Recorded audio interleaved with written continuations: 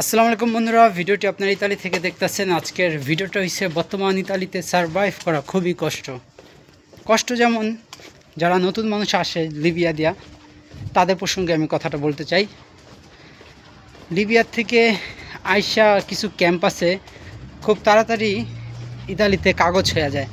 আবার কিছু ক্যাম্প আছে একটু লেটে দেরিতে কাগজপত্র হয়, তো কাজ কাম পাইতে খুবই অসুবিধা হয়। হ্যাঁ, তারপর আবার মাঝে মধ্যে যেমন আমি শহরে আছি কিন্তু আমার কাগজ নাই, তো শহরে থাকলে আবার কাজ কাম করা যায়, কিন্তু কাগজ খুব ইম্পর্টেন্ট। রেসিডেন্ট, ব্যাংক কার্ড, তারপর হচ্ছে গিয়া সব সাদা সৌজন্য, হলুদ সৌজন্য সব কিছু লাগে শহরে কাজ করতে হলে। আবার যারা ইতালির কিছু গ্রাম অঞ্চল আছে, যারা পরে এদিকে তো কাজ কাম থাকে না, মানে এক এক জায়গায় এক এক ভাও। ভিডিওটি আপনারা একটু যদি ধৈর্য ধরে ধরেন, তাহলে আমি একটু আপনাদের মাঝে কথা শেয়ার করতাম আরও কিছু।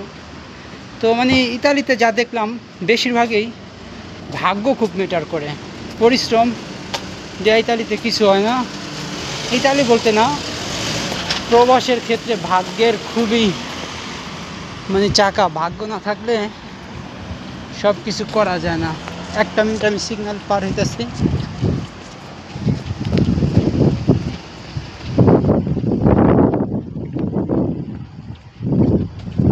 তো ভাগ্য না থাকলে প্রবাসে কিছু করা যায় না, এই কথাটা এর জন্য বললাম। একটা মিনিট গাইজ, খুবই ক্লান্ত লাগতেছে আসলে, আমার একটু শ্বাসকষ্ট, এর জন্য ভিডিওটা আপনারা আপন মনে করে দেখেন। তো কিছু জায়গা আছে, গ্রাম অঞ্চল আছে, কৃষিকাজ আছে। হ্যাঁ, মানুষের যাদের ভাগ্য ভালো তারা মাসে 1.5-2 লাখ টাকাও কামাইতে পারে, কিন্তু কষ্ট আছে।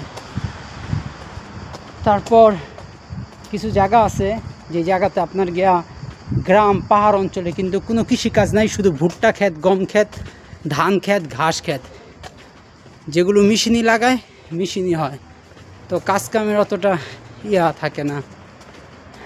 তারপরে এই আর কি, ইতালিতে সারভাইভ করা 1.5 থেকে 1.5 বছর চলে যাবো গা, এটা সাধারণভাবে মূলত সময় মানে সারভাইভ করার জন্য।